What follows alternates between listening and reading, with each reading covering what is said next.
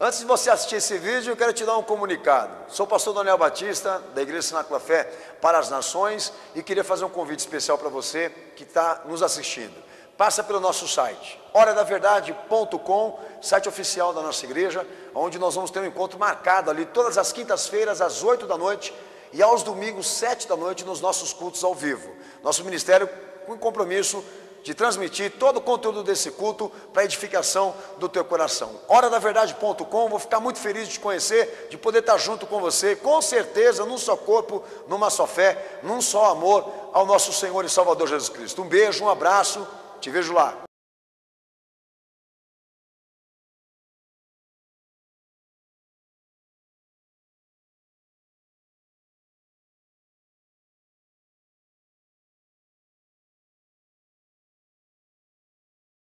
João 2, capítulo 2, 13, que diz o seguinte: estando próxima a Páscoa dos judeus, Jesus sobe a Jerusalém, e achou no templo os que vendiam bois, ovelhas, pombas, e os cambistas assentados. E tendo feito um chicote de cordas, lançou-os todos para fora do templo, bem como os bois, as ovelhas, e espalhou o dinheiro dos cambistas e derrubou as mesas. E disse aos que vendiam: tirai daqui estas coisas. Como ousais transformar a casa do meu pai em mercado? Então seus discípulos lembraram do que está escrito: o zelo da tua casa me consumirá. Amém, Jesus? Amém, Senhor? Amém. Deus abençoe toda a igreja Cenáculo da Fé. Pode se assentar, meus irmãos. Amém? Aleluia. Uma vez me perguntaram qual seria a minha opinião pessoal sobre uma perspectiva de reavivamento do que as igrejas estão vivendo hoje. E realmente eu tenho uma opinião formada sobre isso, porque a gente tem que sempre ler a palavra de Deus, não só por uma questão de fé pessoal, mas porque a gente tem que ministrar uma coisa certa, sólida, verídica da parte de Cristo, né, irmãos? Então, de tudo que eu já li, de tudo que eu já estudei, pesquisei, investiguei, não há nenhuma sugestão nas previsões de Jesus de que antes que ele venha, a igreja vai viver um reavivamento, uma melhora da sua morte, do seu estado decadente que hoje vive.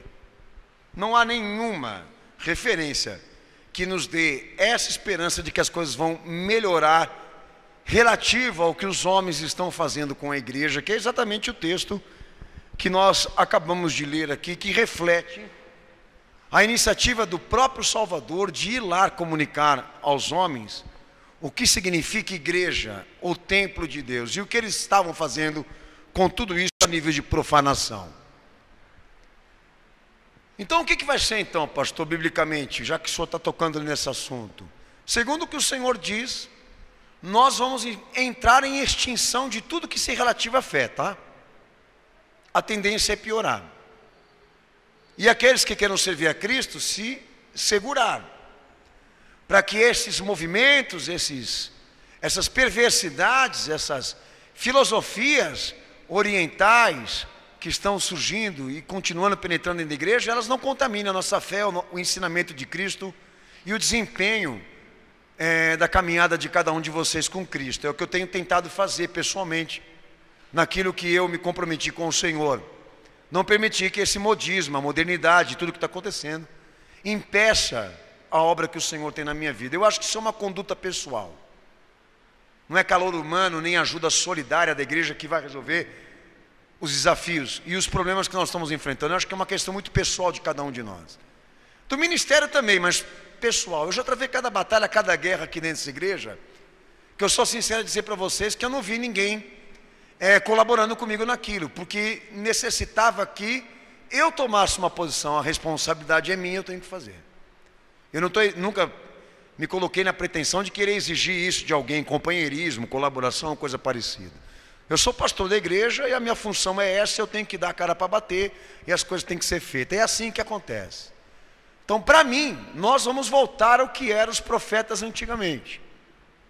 Nós vamos voltar à igreja da caverna, à igreja subterrânea, à igreja do lar, à igreja da família, que eu digo das reuniões dentro de casas, e a tendência é que até os templos sejam tomados para essas novas leis que estão surgindo aí. Então, enquanto a gente tiver, a gente vai usar esse aparelho aqui. A hora que a gente não tiver isso daqui, nós vamos tentar se adaptar e tentar fazer todas as formas possíveis de que o que o Senhor nos confiou, palavra da salvação e chamado de salvação, não seja corrompido. E novamente digo, acredito no desempenho pessoal e na determinação de cada um de vocês para que isso não aconteça, que a corrupção devasta ou venha devastar aqueles que ainda não se contaminaram. Espero em Cristo que você tome uma posição. E hoje eu endereço aqui essa pregação a pedido do meu Senhor. Todos aqueles que solicitam, pedem uma igreja digna, que são críticos, que desempenham opiniões em redes sociais, que sempre estão publicando, sugestionando, denunciando falsas lideranças e procurando uma igreja adequada, limpa, uma igreja santa, santificada, idônea, fiel a Cristo. Essa pregação é dedicada a essas pessoas que têm esclarecimento, têm consciência e conhecimento do que está acontecendo, está discernindo muito bem tudo o que está acontecendo com a igreja, está sofrendo como eu, está triste como eu, por saber que nesse exato momento tudo está sendo tomado pelo Estado e pelos interesses alheios. Então essa pregação é para você que realmente gostaria que as coisas mudassem. Como disse, nada registra que vai mudar. Mas se nós fôssemos fazer alguma coisa hoje, se nós fôssemos querer começar alguma coisa para mudar tudo isso que está acontecendo aí, por onde nós começaríamos? Se nós formos lá na era medieval, na reforma, que muitos se baseiam nisso, falam sobre isso, sugestionam isso, quero dar minha opinião aqui antes de começar a pregar também. O que o senhor pensa, pastor, sobre aquela reforma que veio representada por cristãos, depois que foi instalado o imperialismo romano? O que o senhor pensa sobre isso? Olha, irmãos, o pastor, eu já passei por lá também, conheci a história de cada um, ouvi falar de pessoas ali compromissadas com a fé. Lutero mesmo é o destaque disso tudo. Mas tem muita coisa ali que eu sou sincero a dizer para vocês que nada se prova, nada se confirma, nada está claro, nada está consistente. Por mais que exista biografias ali importantes e papéis que foram desenvolvidos por crentes ali para tirar do catolicismo romano esse autoritarismo sobre a educação, né? Esse domínio sobre a educação da igreja, que é a única coisa que eu tiro de lá proveitosa. E eu vou trazer aqui alguns aspectos aqui que eu queria, para os irmãos principalmente que gostam de pesquisar, estudar, ir em busca do que aconteceu com a igreja, da história, enfim, gostaria de colocar alguns pontos aqui de opinião própria, pessoal. O passo inicial da reforma, ali na era medieval, a princípio, é legítima. Tem sentimentos ali que me agradam, mas no decorrer de todo aquele desenvolvimento, daquela loucura de querer tirar o domínio romano e implementar uma igreja diferente, nós nos deparamos ali com reformadores que, em suma maioria, negligenciavam as escrituras sagradas e incorporaram o status de disciplina independente, de querer sair por aí ensinando coisa que a verdade de Cristo não anunciava. Ou seja, a reforma que eles iniciaram lá acabou se transformando em nada, a não ser isso, a Bíblia na tua mão. É a única coisa que eu me apego e diz: muito obrigado, Senhor, porque muita gente morreu por isso, muita gente se sacrificou por isso, e o zelo pela tua casa fez muita gente realmente padecer, como também o nosso Senhor. Mas se você for em busca mesmo de informações, outra coisa importante que quero registrar, há várias decisões que foram tomadas dentro da reforma, que elas estão mais empenhadas em reformar a igreja do que cuidar das pessoas, de querer ter autoridade sobre a igreja do que querer salvar as pessoas que estão na condenação, obter liderança, poder. E a igreja ela vem sendo usada para isso até o dia de hoje. Não foi só o meu Senhor que se deparou com essa realidade, nós continuamos lidando com essa realidade, que por detrás de boas intenções, muitas vezes a gente descobre pessoas que estão interessadas realmente atrás de versões, né, positivas, querer tomar a igreja para ter mais poder. Se hoje nós realmente pensássemos fazer alguma coisa, algum bem, pela a humanidade a nível de evangelho, nosso propósito não seria mudar as igrejas, mas pedir ao Senhor para que as pessoas pudessem ser transformadas. O valor maior para mim é isso que o meu Senhor me ensinou, que o evangelho tem que ser investido nas pessoas, não na igreja.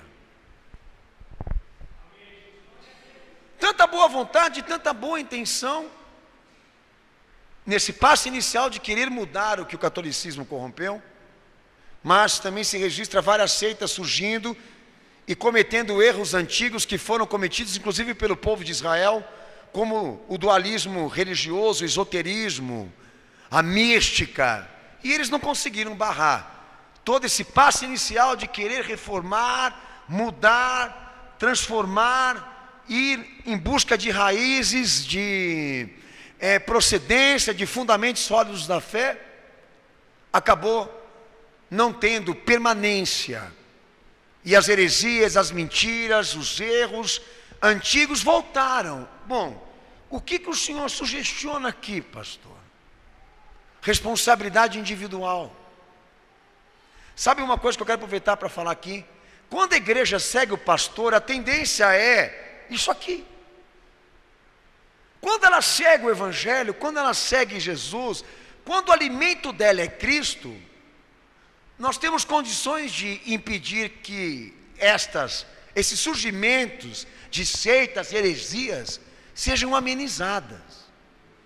Eu acredito que a igreja está dentro de nós, que ela foi aberta no nosso coração, que a responsabilidade não é o líder, não é o homem formado, mas a igreja no seu todo, irmãos. Eu sofro como pastor com isso aqui. As pessoas querem seguir rastro de liderança, estarem sob sombras de homens. Então quando a gente está, quando eles erram, erra todo mundo. Quando eles caem, cai todo mundo. E da reforma para cá, o que aconteceu foi isso. Por que os atos benéficos e positivos da reforma não chegaram para nós? Por quê? Por isso. Porque a luz que precisa nos iluminar é Cristo. Homens são homens. Templos são templos, irmãos. Fé é fé. Revelação de Deus é revelação de Deus. Você está alimentado por isso, você está alicerçado por isso, você está firme nisso, então eu acredito que você vai passar por tudo, e não vai cair, e não vai ter tendências a erros, não vai ter tendências ao liberalismo.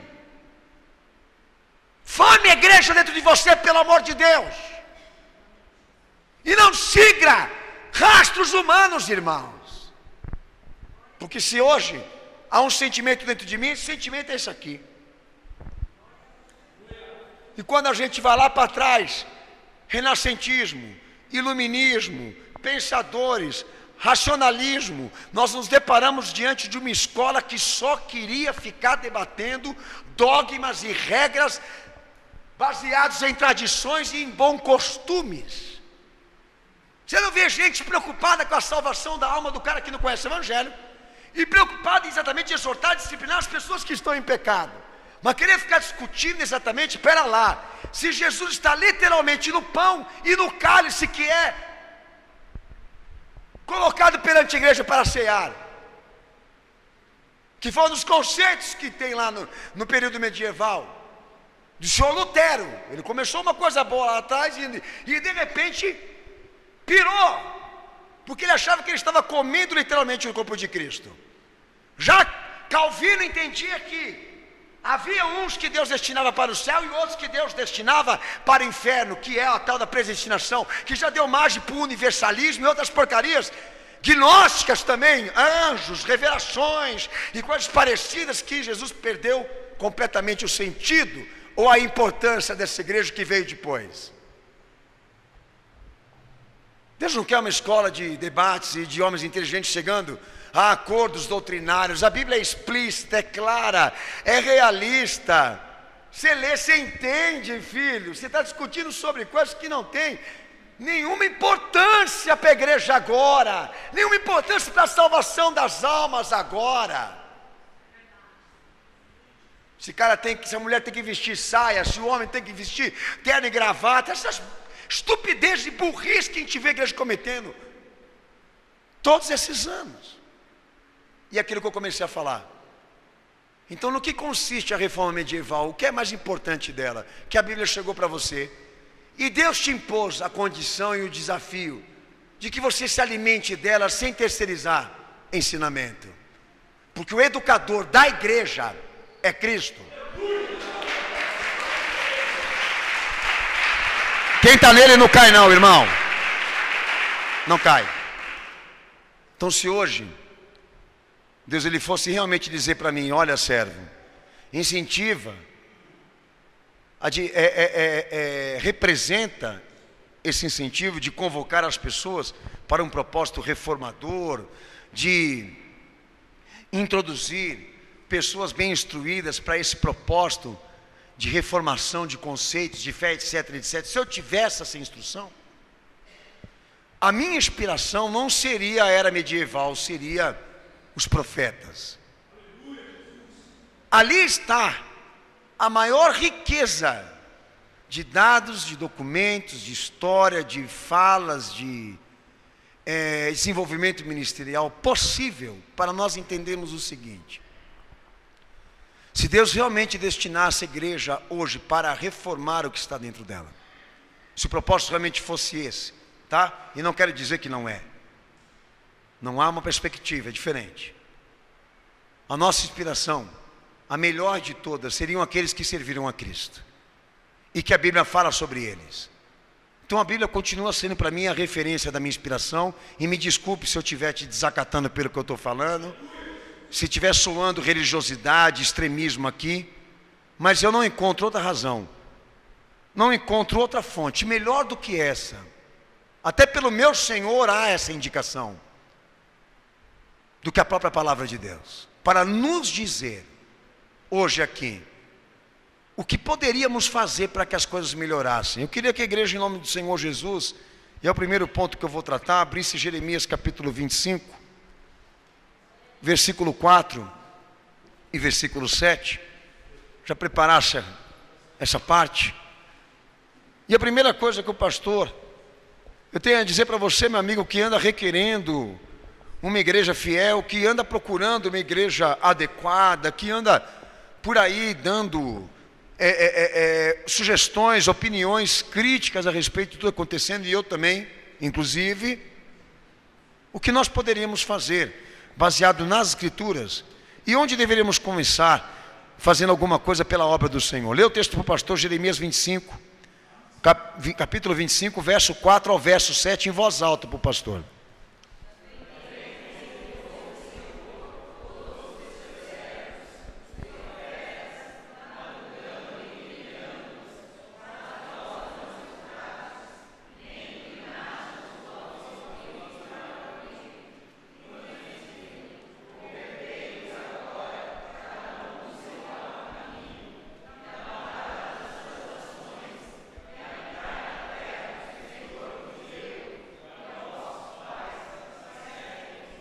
Amém. Pode ler o versículo 7.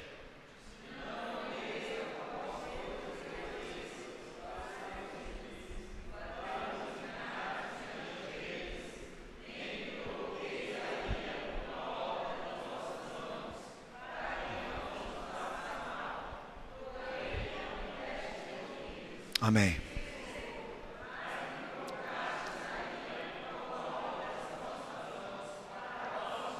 Amém. Todos já tiraram a sua ideia? Verificaram o que está escrito aí? É padrão. Todos os profetas, no período antigo, todos eles que serviram também a Jesus no messianismo, todos eles que receberam da parte de Deus uma chamada específica, todos eles foram colocados na condição de legisladores. Sabe o que é isso? Pregadores do conselho do Senhor. Todos eles, tá? Porque o conceito profético nos dias de hoje é o cara só que faz previsões e tem visões. Não é o que a Bíblia me fala. Todos eles foram reformadores e Deus procurava por intermédio deles implementar a reforma.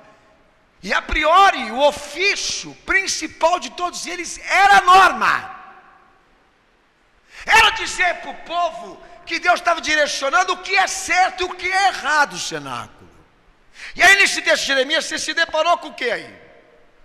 O objetivo e o efeito primário de quem foi chamado por Deus a profetizar, a pregar, para que ele introduza a presença e o conselho do Senhor em um povo específico, em uma época específica, em um tempo específico, e restabelecesse o culto baseado nos princípios, baseado nos ensinamentos, nos mandamentos que Deus pede para a igreja amar e zelar. Para ser o mesmo objetivo? Bom, nós temos uma mensagem pronta para ser usada. Pega ela, vai e fala. E quando você falar, fale em nome do Senhor, porque o que você está falando é lei, não é opção. Então o que aconteceu lá atrás, se nós quiséssemos implementar hoje aqui, e aqueles que estão sugestionando isso, né? Nós íamos ter que derramar a nossa cabeça e o nosso coração nesse plano de fé e conhecer a fundo o que Deus está requerendo das nossas vidas. Não há como se construir uma igreja, uma perspectiva ministerial que sirva a Cristo sem consciência do que a fé exige. Nós não estamos trabalhando aqui por motivações religiosas, é os profetas. Nós estamos trabalhando aqui para que as pessoas conheçam o que não conhecem e por intermédio desse conhecimento revejam os princípios de fé. Sabe, ao cenáculo, trabalho que muita gente não quer. É muito fácil você chegar e criticar, falar e dizer, etc, etc, mas em compensação, ter zelo pela obra do Senhor é o que nos consome, é o que nos desgasta, é o que nos aflige, nos entristece, é onde mais pega, é quem realmente bota a mão na massa e procura fazer revisões daquilo que as pessoas pensam, daquilo que elas acham, daquilo que elas praticam em vida, para saber se realmente condiz ou não com a fé. Tanto que é verdade que as igrejas atuais não dão a mínima, porque as pessoas vivem, quanto mais ainda como elas enxergam Jesus. O importante é elas acreditarem, pensam eles. Está tudo largado. Então se hoje Deus realmente fosse, em pleno século 21, implementar uma vontade baseada em reforma, Ele precisa dessas pessoas reformadoras, ou seja, aquelas que realmente estejam com disposições de aprender, de estudar, de se aprofundar, de conhecer, para poder repassar esse entendimento a outros que não conhecem. Pode soar bem a você, agradável a você, a palavra ministério, mas zelo não. É aí onde entra o problema. Todo mundo quer o holofote da liderança da igreja, mas não querem ter zelo pela educação, pela formação, pela instrução daqueles que estão dentro dela. E quer que eu te fale uma coisa? Enche o saco você ficar pregando para gente que não quer aprender. Mas é o nosso trabalho. Você pensa que eu não fico muitas vezes estarrecido, cansado, mas é o meu trabalho, é meu ofício, é a minha função. É o que eu tenho que fazer agora. Há coisas que eu não posso explicar na vida das pessoas, mas isso que está escrito aqui é minha obrigação. Deixar pronto para quem entrar, dizer: olha filho, você quer se salvar em Cristo? Você quer servir a Jesus? Então a mensagem de Deus já está pronta.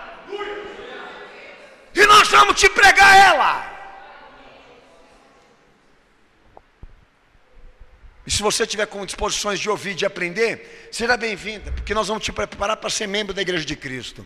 Agora, se você entrou aqui para arrancar uma lasca de oportunidade, de realização própria, de circunstâncias resolvidas, de imediatismo sobrenatural, nós vamos te mandar embora, porque nós não temos propósito nenhum com o Senhor, não.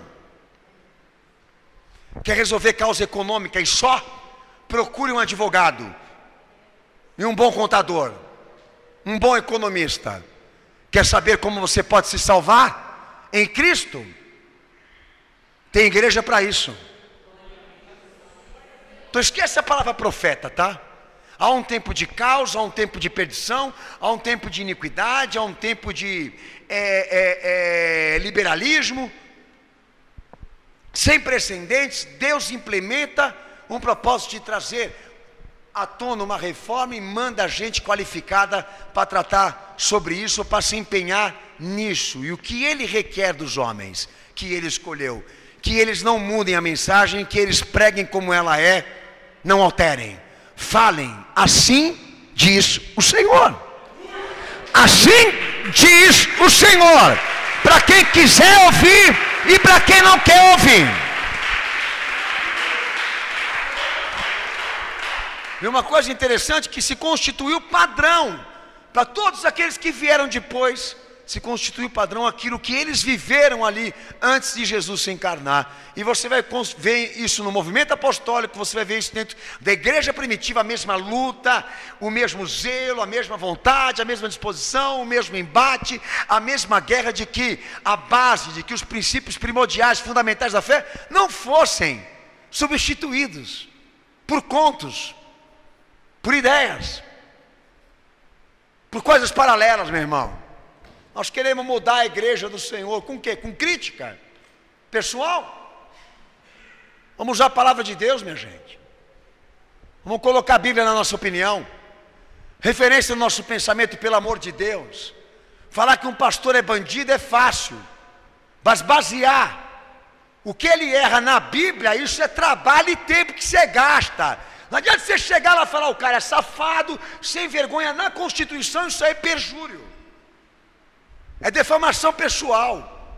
Para mim poder fazer um trabalho desse fica fácil. Agora, para mim qualificar esse cara à luz da palavra de Deus, eu tenho que procurar investigar, saber dizer isto antes de denegrir, de manchar a reputação de alguém.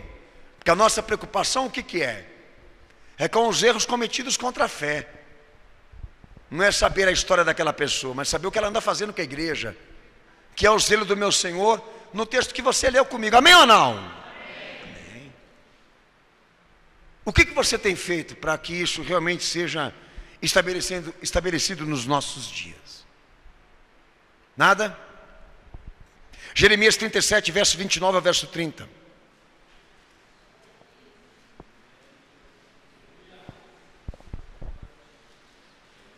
Jeremias 37, verso 29 ao verso 30. Pode ler em voz alta, tá, cenáculo? Pastor, eu não vou ler, você vai ler. Lê em voz alta. 37, 29 ao versículo 30. Não tem? Sério? Então peraí, é já. Vê o 36 para o pastor. Vamos lá.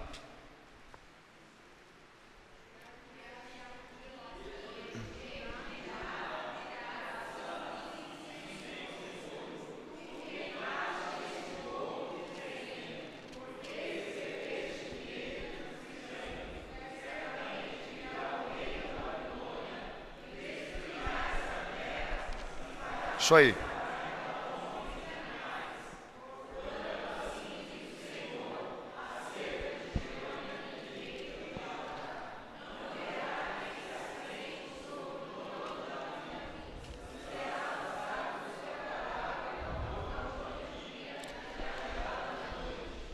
Amém. É isso mesmo.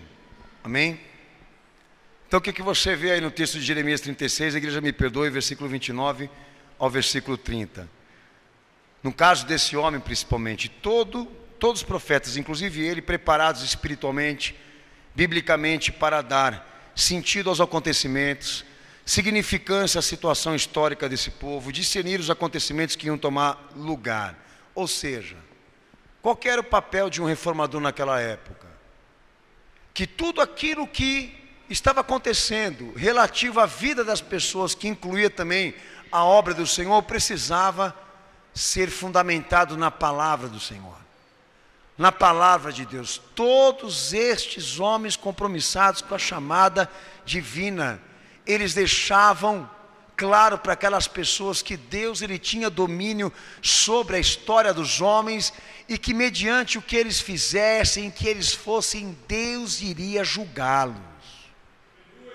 Hoje, se você entrar no mérito disso que o pastor está tocando com você aqui, nós vamos nos deparar com erros grotescos a nível de discernimento do que está acontecendo agora e do que nós poderíamos pensar e discernir do que Jesus falou. As igrejas não estão querendo admitir que nós estamos vivendo um tempo de consumação.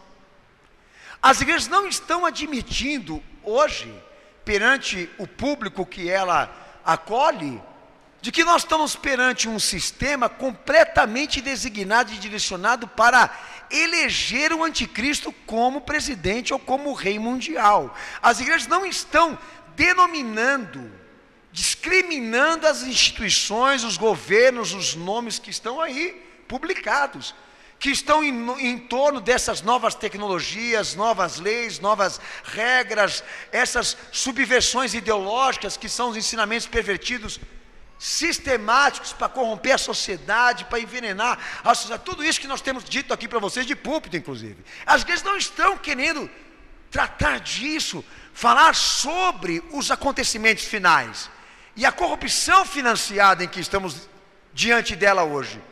Estão falando do que, pastor? Estão pegando situações passadas, desadequadas, defasadas. Eu citei outro dia aqui a história de Moisés, que não tem valor nenhum para a igreja agora, não desmerecendo o homem de Deus, mas nada do que aconteceu com ele lá vai acontecer com a gente aqui. A perspectiva é consumação, não é desenvolvimento patriota.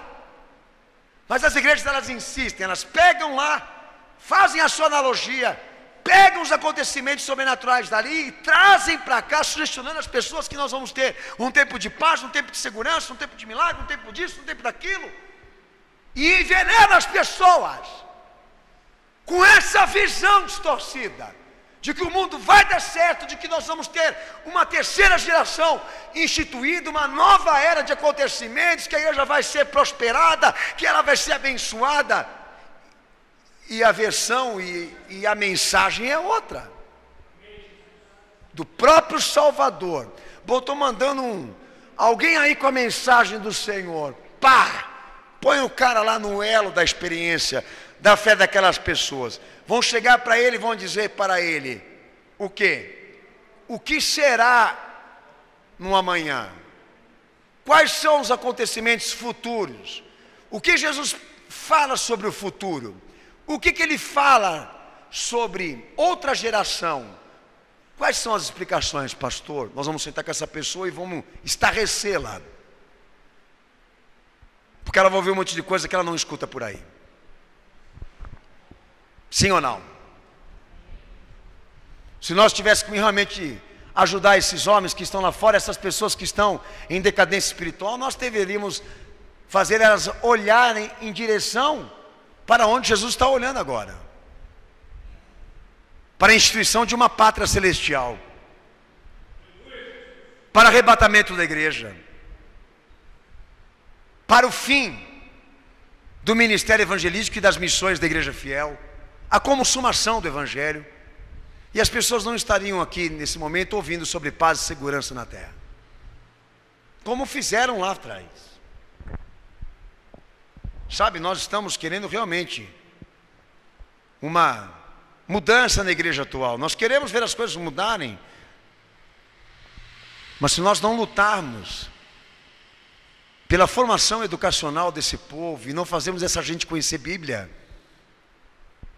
e fazemos elas conhecer de verdade aquilo que Jesus ensinou, nós não temos nenhuma chance de salvar, inclusive, essa que está aqui. Porque até os que estão aqui estão tendo tendências ao liberalismo, ao descaso e ao desvio. Estão pensando em abandonar Cristo. Vocês pensam que vocês enganam esse pastor aqui? Está pegando para todo mundo. E eu não sou pastor que defende igreja minha, não. Eu sei o quanto eu tenho lutado aqui e outros irmãos aqui para não deixar o evangelho ser confiscado aqui desse lugar. Porque se depender de todos, não é o que vai acontecer. Essa aqui também vai ser pervertida. É chato o povo querer ouvir falar sobre paz e segurança e insistentemente falar sobre a vinda de Jesus e sobre assuntos negativos, pessimistas, que giram em torno do que está acontecendo agora. Realmente não é nada agradável ficar sabendo que tem gente por aí se especializando em como infectar a sociedade, em como lançar vírus para adoecer pessoas a fim de superfaturar a área farmacêutica e controlar a natalidade no mundo. Não é nada agradável isso realmente, saber que a guerra é financiada, que eles querem a guerra e o caos e a corrupção no meio da humanidade, porque querem vencer a sociedade pela fraqueza e pela frustração, para serem mais ricos ainda, e levantar amanhã sabendo que quem governa este mundo quer só o mundo para ele, e a destruição dos outros realmente não dá nenhuma alegria em ouvir isso, ou meditar sobre isso. Mas é a mensagem, mas são os fatos. Se nós estamos querendo fazer alguma coisa em pró aqueles que estão decaindo, então esse mercado tem que vir abaixo, e a palavra do Senhor tem que ter mais liberdade na cabeça do homem. Não é, meu Senhor? Primeiro nós vamos limpar toda essa porcaria aí de filosofia oriental. Primeiro nós vamos arrancar toda essa coisa de psicologia. Vamos arrancar todas essas coisas baseadas aí em puramente metafísicas. Vamos lançar o teu evangelho. Levantar uma casa de oração. Estimular as pessoas a se santificar, a buscar a Cristo, a serem verdadeiras com o Senhor e a conhecerem de verdade os mandamentos que o Senhor manda amar, e saber o futuro que o Senhor nos anunciou, e saber o futuro que o Senhor nos impõe, e entendermos os fatos e acontecimentos que estão cumprindo as suas profecias, e estamos envolvidos com isso. Não vai ser num dia, se é que nós vamos conseguir. Eu não estou desestimulando os irmãos, não, estou deixando aqui a realidade. É mais ou menos isso. Então não venha criticar e falar mal de igreja, de pastor, disso ou daquilo, se você não tem posto a mão na massa para fazer isso aqui. Cala a boca. Não fale nada. A melhor coisa é você não falar nada mesmo, do que falar para todo mundo e sair por aí contando tragédia de pastor que foi encontrado com um avião, que foi encontrado com prostituta na banheira, que foi isso e que foi aquilo. Ficar levando a tragédia mais além e adiante, se você não tem feito nada em prol daqueles que estão perdidos, e expulsar esse mercado que está dentro das pessoas hoje, porque o zelo pela obra nos consumirá, e é onde as pessoas não estão querendo fazer nada por ela. Miqueias 7, versículo 2 ao versículo 6. Outro ponto importante: o ofício normativo daqueles que receberam a chamada do Senhor. Antes de estarem preocupados com o bem-estar do povo, esses homens esboçavam isso aí, ó, Miqueias 7, do versículo 2 ao versículo 6. Pode ler, bem alto, em voz alta. Pode ler, filha, é isso mesmo. Oh, meu Senhor, tenha misericórdia, filho. Você está dormindo, filho? Acorda aí. Pereceu da terra o homem. Agora você vai repetir, fala. Piedoso, e não há entre os homens um que seja reto. Todos armam ciladas para sangue, cada um caçando o seu irmão com uma rede. As suas mãos fazem diligência ao mal. O príncipe exige condenação, o juiz aceita suborno, e o grande fala da corrupção da sua alma. E assim todos eles são perturbadores. Versículo 5: não creais no amigo, não confieis no companheiro. Olha que situação: daquele que repousa no teu seio, que guarda as portas da tua boca. Pois o filho despreza o pai, a filha se levanta contra sua mãe, a nora contra a sogra. Os inimigos do homem são os da própria sua casa. Olha a dor desse homem, né? E o que ele está dedicado aí, Cenáculo da Fé? Abordar de maneira sociológica, social, aquilo que os homens estão fazendo com a vida a nível de corrupção. Meter o dedo na vida alheia, Lendal. Botar lá a palavra e o conselho do Senhor no meio daqueles que até não tem nada, patavina nenhuma com a fé. Tornar documental a situação do mundo em que ele estava. Fazer uma análise profunda do que Deus pensa sobre o homem de hoje. Que aliás a moda é o inverso.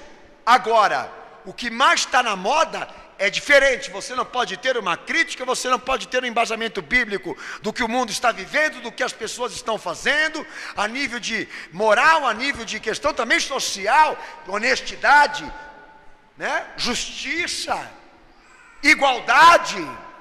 Bom, a coisa que mais pega agora, que mais alcança a fama, é você respeitar e calar a boca e não falar contra nada. Mas quando Deus ele quis que a igreja vivesse uma renovação, Ele queria que toda a sociedade participasse disso. E deixou claro para os profetas que esse código de conduta deveria ser pregado também entre os homens ímpios, lá na era antiga. Imagina agora no movimento onde foi dispensada a graça pelo poder desse evangelho, que agora Deus tenta alcançar o mundo, não só Israel. A vontade do Senhor de que as pessoas que estejam lá fora, elas vejam que a corrupção não tem cura, que a corrupção ela é uma doença incurável, uma chaga incurável, e que só Jesus pode libertar um homem disso. Como que Deus quer que a sociedade tenha essa visão ampla do que o mundo é hoje, no que ele se transformou, a decadência em que ele está, o estado em que ele se encontra, porque a forma que Deus acredita que eles vão se arrepender, se converter e achar atrativo a proposta de um Salvador por eles também. Agora a igreja, ela se enclausula, ela se interioriza, ela faz com que a igreja esteja fechada para discutir as regras e os dogmas dela, como se aqueles que estão lá fora não tivessem que participar disso. Sabe o que eu já ouvi falar? Que os códigos de conduta só podem ser discutidos e ensinados dentro da igreja. E tem ímpio que tem mais sentimento para saber, entender e compreender que nós estamos derramados numa corrupção social e moral, e se enfurecer com isso, do que a própria igreja. Sabe, eu não tinha nenhuma pretensão de querer me intrometer na vida dos outros, mas como pastor e como cristão, se eu tiver oportunidade, é ministério também. E não adianta, irmãos. É aquilo que eu disse no começo dessa pregação aqui, sabe? Não é porque não há um registro de esperança de que uma renovação dessas situações venha, é porque nós não temos pessoas nessa disposição de querer perder a amizade e círculo social, se comprometer até no seu trabalho, na sua profissionalização, no seu método profissional, para sair por aí discriminando e taxando as coisas como são. As pessoas não estão querendo serem vistas como reformadoras, muito mais ainda no conceito de uma fé cristã. Todos estão enclausulados em si mesmos. Restritamente só pensam em si. E pior, já começaram a conviver com a corrupção e não mais se indignam com ela e se entristecem com ela. Mas toda vez que pintam um pastor na corrupção, ou uma igreja na corrupção, algum escândalo envolvendo liderança, eles estão lá para darem a sua opinião e escracharem essas pessoas, mas não querem fazer nada pela obra, você entendeu? E eu não tenho respeito nenhum por essa gente. Eles até já quiseram me chamar para um rogout, já quiseram me chamar para um debate, já quiseram me chamar para isso e para aquilo. Eu não vou perder meu tempo com esses caras. Não quero eles, desqualifico. Gente que fecha a porta do quarto, se põe num computador de frente com ele para ficar escrevendo textinho e gravando vidinho, sem saber ou então viver a realidade de uma igreja. Eu venho de uma faculdade onde homens entravam lá e falavam claramente que eles não queriam ser mais pastores, porque ser pastor dá muito trabalho. Eles só queriam se dedicar à vocação de estudos e de ensinamentos. Tá? Não vou respeitar mesmo. Pastor, o que o senhor quer dizer com isso? Que para mim é um bando de safado. Eles querem ficar ali, gerando polêmica, gerando mais ainda propaganda para esses escândalos, que eu também trabalho em cima disso, notifico, discrimino, denuncio, mas eu vivo a realidade da igreja todo dia. Eu estou dentro de uma todo dia, 22 anos da minha vida. Não sou um rato de uma biblioteca. E muito aí no moleque que tem um computador para sair por aí publicando coisas. Nós amamos a igreja, porque o Senhor derramou este amor em nosso coração. E se nós queremos fazer alguma coisa por ela, é muito mais do que crítica, é serviço, dedicação e amor por aqueles que estão padecendo e não tem quem os socorra.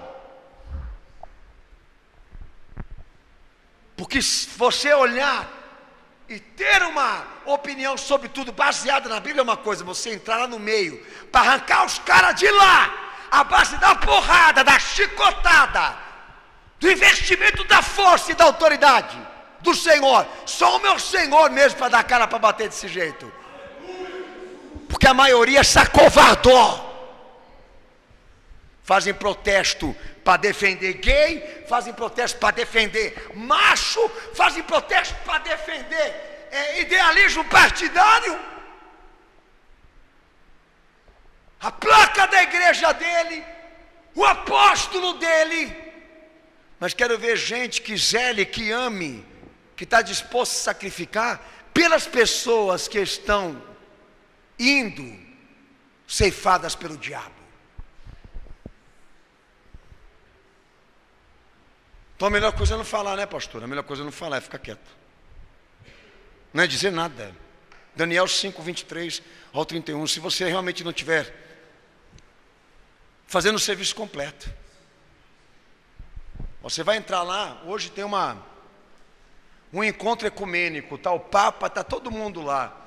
Hoje você vai entrar lá para falar essas coisas aí que a palavra fala, e vão te prender, vão bater em você, vão arrancar a tua cabeça, vão colocar lá, pendurado lá na cerca. Eu acho que é uma coisa inconsequente você fazer. Para mim, estaria à altura do que esses caras estão fazendo com a igreja. Esse Francisco, quando chegou aqui no Brasil, entendeu? O que nós deveríamos fazer, eu incluo a mim, é fazer uma turminha lá no final do corredor que ele passou, para pegar esse camarada, mas escrachar com esse vagabundo e dizer para ele qual é o lugar dele. Mas não, o Francisco é bem visto até pela igreja evangélica, como um vozinho que não faz maldade para ninguém, pelo amor de Deus. Que nós podemos receber o cara que ele não tem maldade nenhuma no coração, porque é franciscano. E é assim como as coisas estão indo. Lê o texto aí, capítulo 5, 23 ao 31 da profecia e do texto de Daniel. Pode ler, cenáculo, em voz alta.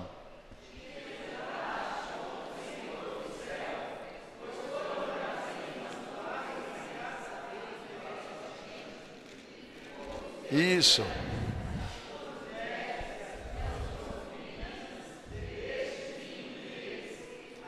Disso, desses louvores aos deuses de prata, de ouro, de bronze, de ferro, de madeira. Mas a Deus em cuja mão está a tua vida e todos os teus caminhos, a Ele não glorificaste. Então dele foi enviada aquela parte da mão que escreveu para você, safado, sem vergonha. Escreveu para você, Mene, Mene, Tekel e Passim. Esta é a interpretação do que Deus escreveu na parede, seu safado. Contou Deus o teu reino e acabou com você. Pesado foste na balança e fosse achado em falta. Dividido foi o teu reino e dado aos medos e aos persas. Me perdoem, viu, irmãos? O pastor está fazendo uma brincadeira aqui, mas leva a sério. Eu não estou entendendo. Ah não, então peraí. Daniel foi lá e se entremeteu como reformador nos assuntos políticos e nacionais, para dizer exatamente quem era aquele rei na luz da palavra de Deus. Então assim eu sou a favor da política. Agora, eu sou a favor então. Vamos medir e pesar direitinho quem é esse governo atual. Mas o que eu vi? O que eu vi? Uma roda se formando em torno desse governo que agora estão xingando de tudo quanto é nome, cercando com amores e previsões de sucesso aqui no Brasil. O PT era amado pelo discurso social, ele era amado pelo seu padrão político, o seu pensamento político. Alguns chegaram a se questionar que algumas coisas que Lula propunha no seu governo eram parecidas com a do Cristo. Sabe quem falou isso? Estevão Hernandes. Já há milhões, a dona de 1000 homens, falou que ela teve uma visão que Lula seria presidente e que o Brasil iria mudar. Por favor, dona Vanessa, agora vem aqui para comer a erva amarga. Foge não. Chama a tiazinha lá que ela está fugindo. Daniel foi lá e fez o que fez. Porque se nós realmente tivéssemos uma posição, e os assuntos políticos também atingem a igreja, mas se nós tivéssemos uma posição de medir as inconsequências, a história, as ações indevidas que governos vêm cometendo, eles nunca entrariam dentro de uma igreja, já não entrariam por norma, muito mais ainda por currículo. Fazem hoje por quê? Utilizam e usam a igreja por quê? Porque ela é corrupta que nem eles. A presidente tem coragem de chegar e pedir oração para a igreja por causa do Zika vírus. Ore pelo Zika. E a dengue é ela. Daí você pega e fala, mas Senhor, que cenário deprimente. Que cenário angustioso. O Senhor fala, mas que gente safada. Porque eles pegam e transferem a unção de Deus sobre pessoas que são narcotraficantes, terroristas, bandidos, em todo o seu currículo. Será que eles não conseguem levar em consideração a procedência, a natureza desse partido? Não, vamos ignorar tudo isso. Daí, mas gostam de pregar sobre reforma, gostam de pregar sobre avivamento, falam de um avivamento, mas baseado em quê? Em pessoas que não têm nenhum propósito de medir como Deus mede e traçar objetivos de reflexão e discernimento sobre as coisas da maneira como Deus quer. Dificilmente isso vai acontecer. E eu disse a você, não porque Deus não quer, porque não há fé quase, e gente disponível para se dar a esse propósito aqui. Críticos tem, inclusive eu, mas gente que dê a vida pelo zelo da casa do Senhor, não tem. Tem? Eu tenho me matado para conseguir formar um grupo evangelístico consistente na cidade que está a sede dessa igreja, porque não é falta de qualificação, é falta de presença voluntária, de gente que entra aqui e fala, nossa, mas se for para a gente fazer o trabalho que essa igreja faz, nós vamos ser presos, nós vamos perder, nós vamos ser confiscados, nós vamos ser mortos, nós vamos ser assassinados, vamos perder todas as amizades, vamos ser extintos da classe social, vamos perder o estragão, o estragado, o feio, vamos perder tudo, e vamos passar a ver o mundo de ponta cabeça. Deus me livre, igual tem um pastor que nem esse daí, e uma igreja que nem essa. Nossa, é o fim do mundo. E eles não querem. Eles não querem fazer nada pela obra não, irmãos. Gente que quer faz isso aqui. Toda a inspiração, todo método, toda forma de comunicação que eles adotavam era a mensagem do Senhor, o propósito primordial era a norma. Vamos levar a mensagem de Deus como ela é, em todos os lugares que nós pudermos. Vamos entrar para pregar e anunciar essa verdade. E você vai ver isso que eu estou pregando aqui, chegar até a igreja primitiva e ser executado da mesma forma. E pessoas também se dedicando ao ponto de serem sacrificadas por isso, para que a palavra de Deus realmente chegasse nas pessoas, com o princípio e o propósito de fazer com que elas mudassem.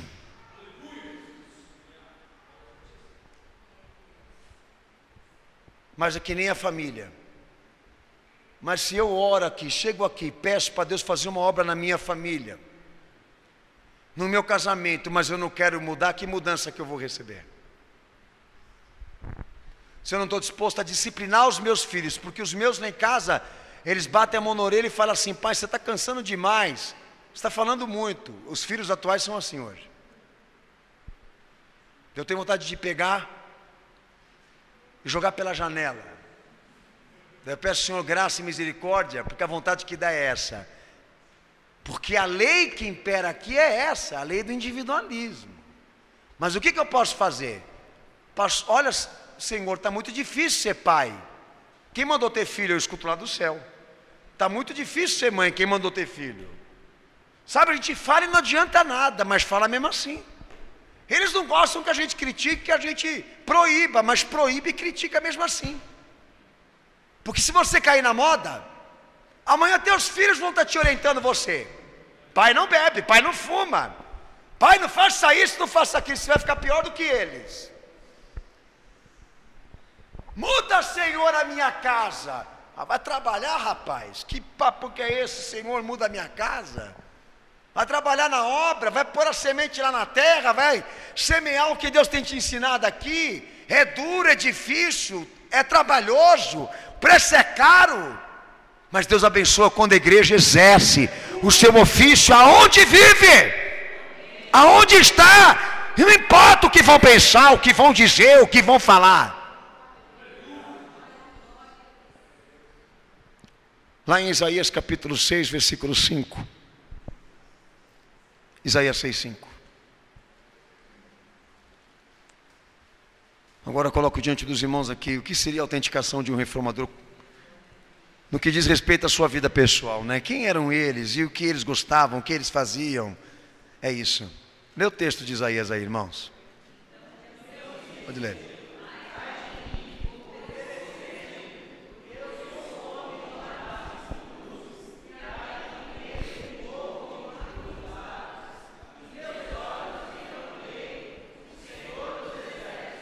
Leu de baixo agora também, irmãos.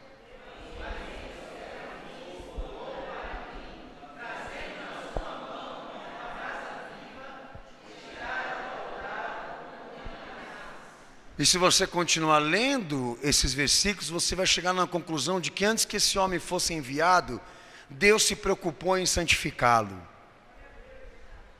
Todos os reformadores bíblicos, todos eles testemunhavam uma conversão legítima. Não foram tirados de uma discoteca. Todos eram regenerados. A autenticação desses homens se baseava de que eles eram crentes mesmo, entendeu? Eles não podiam se intrometer em falar da vida dos outros, e nem de assuntos relacionados à obra de Deus e também políticos, da corrupção da monarquia, etc, etc. Se eles não tivessem limpos e consagrados e santos na presença do Senhor que os chamou, isso tem que encantar a igreja agora. Poxa, mas Eu estou preocupado com o globo, com o mundo, mas esqueci que eu não tenho cumprido o meu papel próprio, pessoal, individual, aquilo que foi dito no começo da pregação. Eu não tenho exercido a minha responsabilidade, eu não tenho feito nada por isso, então por que cobrar de quem não faz? E por que também julgar aquele que não tem feito? E por que querer dizer do outro, se você não tem obrigações e deveres cumpridos? Nem convertido você sabe se você é, nem testemunho de convertido você tem.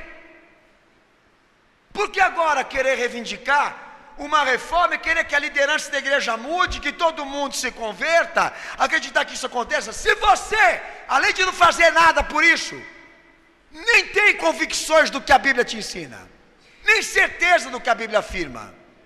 Talvez você descubra isso hoje, ou amanhã. Mas quem foi lá falar a mensagem dura, pura, verdadeira, não era divorciado, não era fornicário, não era mentiroso, não era cambalacheiro, não era mal pagador, não era injusto, não era invejoso, não era sodomita, não era um drogado, um viciado, não ficava na frente da televisão hipnotizado pelas novelas, etc, etc, se nós trouxéssemos hoje isso daqui. Eram homens separados e consagrados, e muito bem convertidos, e tanto que deu no que deu, incendiaram. Não fizeram milagres, não fizeram curas, não fizeram prodígios, alguns fizeram sinais, mas a maioria, todos foram impecáveis na seguinte questão: estamos dispostos a ir à frente da mensagem que nós temos que entregar. E estamos certos daquilo que nós estamos pregando aqui agora, estamos certos daquilo que nós estamos afirmando aqui agora, porque essa brasa queima em nós, e ela nos santificou. Éramos impuros, éramos sujos, mas Deus nos tirou de lá, para nos fazer ministros e sacerdotes deste novo tempo, onde Deus há de anunciar a sua graça salvadora e o seu juízo sobre os homens ímpios. Compromisso, irmãos, é uma coisa séria, né? Exigência também. Não exija mais daquilo que você não tem oferecido. Eu acho que está de bom tamanho para todos nós aqui, inclusive o pastor Daniel também. Ó, pastor, não se dá a ficar falando por aí mais do que o senhor tem feito não, tá? Vou me lembrar, hein? E lembre sempre, hein, pastor? A mensagem tem que estar autenticada na tua vida pessoal. Amém, Jesus? Toma para mim essa regra também. Eu sei de onde eu saí, e não quero voltar de onde eu fui tirado. Sei o que eu tenho feito, e talvez até nessa mensagem que o Senhor me mandou pregar hoje aqui, estou aproveitando para pedir ajuda, socorro, daqueles que não têm feito nada, e estão parados aí assistindo tudo isso. E até quando isso vai ficar visto, vai ser presenciado por nós aqui? Daniel 10, versículo 12, diz lá o texto do testemunho desse homem. Olha o que Deus falou para ele. Homens que eram de uma transformação interna, de um pensamento de retidão moral, de uma vida externa cheia de bondades, piedades e ódio contra o mal e heresias. Homens que por dentro e por fora eram crentes. Lê o texto aí para o pastor.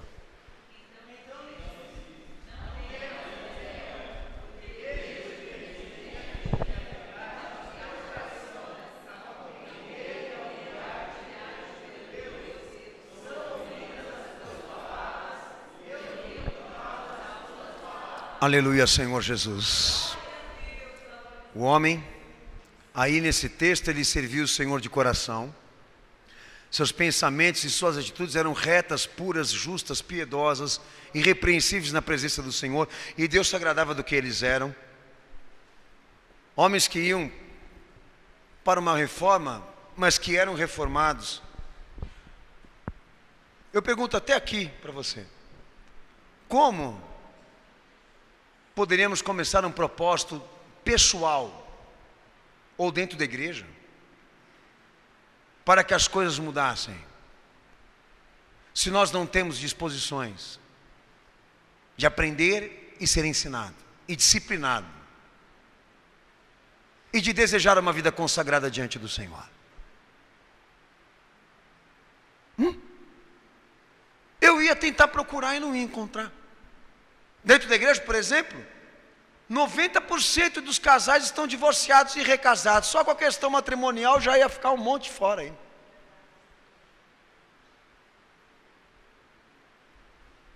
A gente ia ter dificuldades extremas, porque reforma requer santidade. Mudanças requer sacrifícios, irmãos. Renúncias.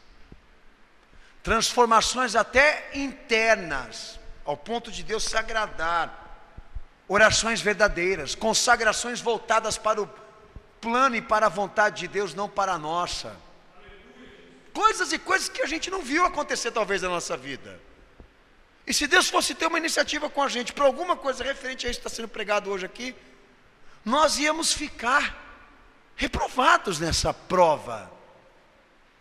Nós íamos ser reprovados nessa chamada, não estamos qualificados. Então não requeira dos outros, não requeira deles, não requeira de ninguém, porque você mesmo não conseguiu desenvolver isso na tua vida. Se nós queremos fazer alguma coisa, então, assuma o teu papel pessoal e o cumpra bem. Porque se você conseguir mudar esse metro quadrado que você vive, talvez a gente consiga pensar no que está acontecendo do lado. Por enquanto, se você não dá conta nem da tua vida, como é que você vai conseguir falar da igreja? E do pastor? E da liderança? Se nem da tua você cuida, a melhor coisa seria ficar quieto, não é? Deixa esses assuntos para quem está mais qualificado, é mais crente, é mais convertido, está mais limpo, é mais regenerado, é mais transformado. Não vou nem me intrometer. Vou continuar indo lá no apelo lá, até eu me converter. Depois que eu me converter, eu vou pensar em alguma responsabilidade, porque eu não estou à altura disso aí não. Ou então, vai buscar porque você já assumiu, né? Ou então faz que nem eles. Não faz nada e se conforma. Ah, sou pecador. Ah, todo mundo peca. Ah, todo mundo erra. Todo mundo tem um defeito. Como quer dizer, nós não temos que fazer nada mesmo. Vamos deixar o Deus dará e vamos deixar que as coisas aconteçam de maneira natural. Se você tiver esse pensamento. Mas eu sei que vocês vieram para esse culto hoje aqui para alguma coisa acontecer. Eu sei que vocês entraram aqui nessa igreja hoje para que Deus pudesse fazer alguma coisa pela tua vida. É óbvio. Mas isso também engaja esse ensinamento. Nada vai mudar se nós não fizermos alguma coisa por isso. Até o vizinho que toca o funk alto que você não gosta, o samba no pé que você não concorda. Você já foi algum dia bater na porta da casa dele para evangelizar aquele coitado e pregar Jesus para ele, ao invés de ficar chamando a polícia por causa do barulho? E continua xingando o vizinho, mas não quer ir lá e fazer alguma coisa pelo vizinho e perguntar para ele: filho, por que você gosta dessa música tão ruim? Qual o teu problema? É gosto ou é algum problema psicológico? Parece música de doente. Vai lá, bate na porta: filho, você está passando por algum problema, deixa eu te pregar Jesus, ele me ajudou, vai ajudar você também. Mas não. Irmãos, a coisa é séria. Nada acontece se nós não entrarmos no mistério de Deus para fazer o que Ele quer que a gente faça. Há outros textos que o pastor tem que pular porque já está adiantado o tempo aqui, mas abre Daniel 3, verso 17 e verso 18, é um texto que os irmãos até conhecem, né? Todos eles resultavam de um testemunho de conversão verdadeira, transformados internamente, de uma retidão profunda, de uma vida externa cheia de bondade, piedade, de ódio contra o que é maligno, herege, e todos também estavam dispostos a isso. Aí Daniel 3, 17 e 18, lê esse texto bem alto em nome de Jesus.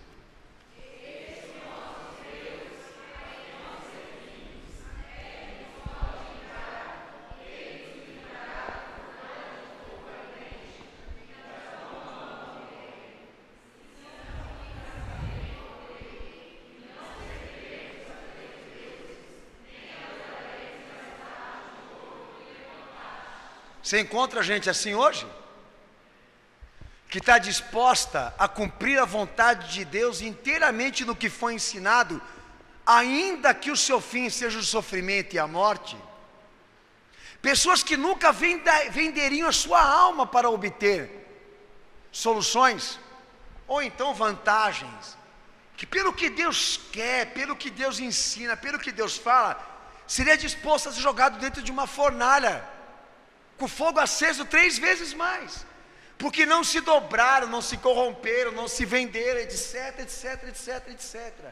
Não tinham preço, não estavam à venda, estavam um pouco se lixando se a moda era aquilo, se dobrar e se ajoelhar diante do governador.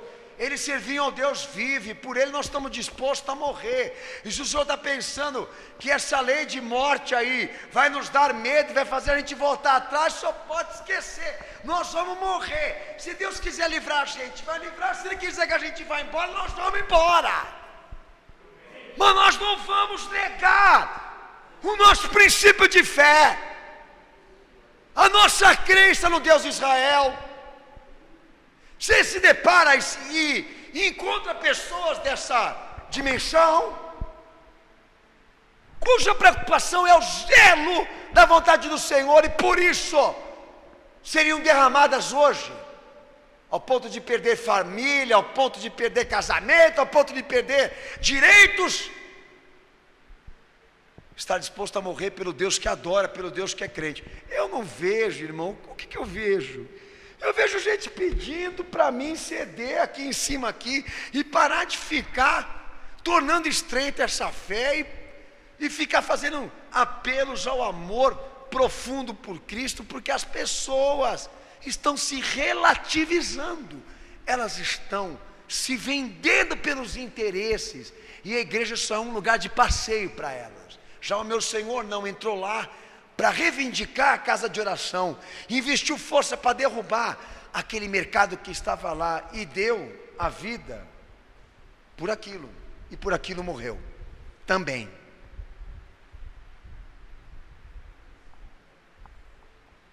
Se nós ficarmos aqui do outro lado, somente falando, e não temos uma iniciativa, uma diligência, uma santificação, um testemunho, uma formação, sinceramente, nunca, jamais conseguiríamos levantar um movimento que pudesse mudar o quadro do que as igrejas estão vivendo hoje aqui. Sem isso, não há reforma sem reformadores, não há reforma sem crente, não há reforma sem gente disposta a morrer pela causa e a sofrer por isso. Por isso, a tendência é piorar, porque o meu Senhor já deixou claro que se Ele voltasse à terra, acharia fé? Acharia fé? Encontraria fé se Ele viesse de novo aqui? A resposta é não, porque nós já nos deparamos com a decadência, a extinção desses princípios, desses crentes, desses homens, dessa igreja, desse povo, desses propósitos. E o que nós estamos de frente? Com um povo vencido, derrotado, covarde, contaminado, omisso, prevaricador. E outra coisa, que quando chega na hora de aprender, fica coçando o ouvido e não vê a hora de acabar, porque é intolerante com a palavra do Senhor. E a palavra o desgasta, o cansa, o fadiga, porque não agrada a ele nada do que ele está ouvindo. Ele tem outros negócios para tratar. Isso aqui para ele pouco interessa. Eles vêm na igreja, vão embora, e é isso que eles fazem. É isso que você vai continuar fazendo com a tua vida? É isso que você vai continuar transformando, reduzindo a tua vida no que diz respeito à fé?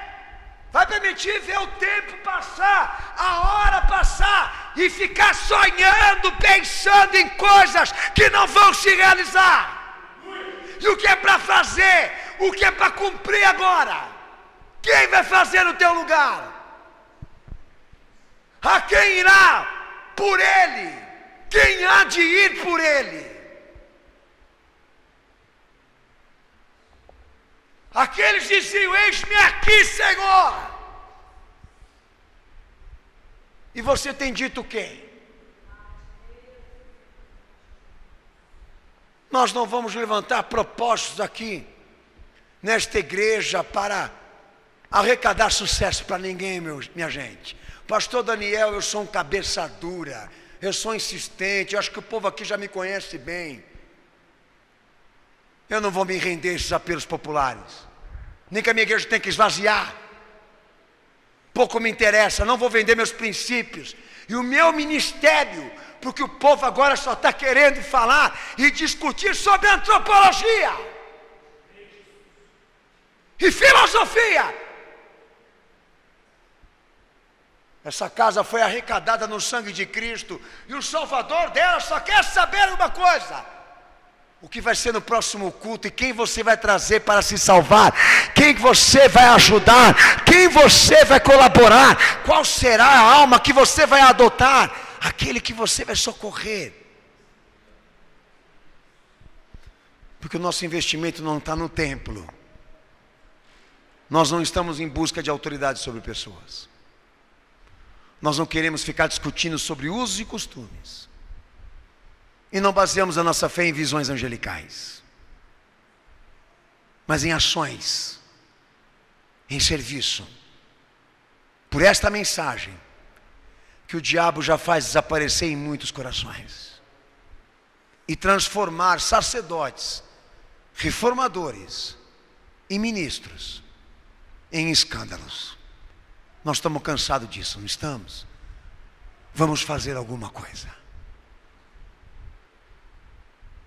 Faça alguma coisa. Ou então não opine, nem requeira, nem dê opinião. A melhor coisa realmente é ficar quieto e ficar discutindo sobre futebol. E de vez em quando falar sobre política, economia e o aumento do dólar. Vai, tchau. Vai. Falar do que o jornal hoje falou. E deixa isso para quem quer. Abaixa a cabeça e fecha os olhos.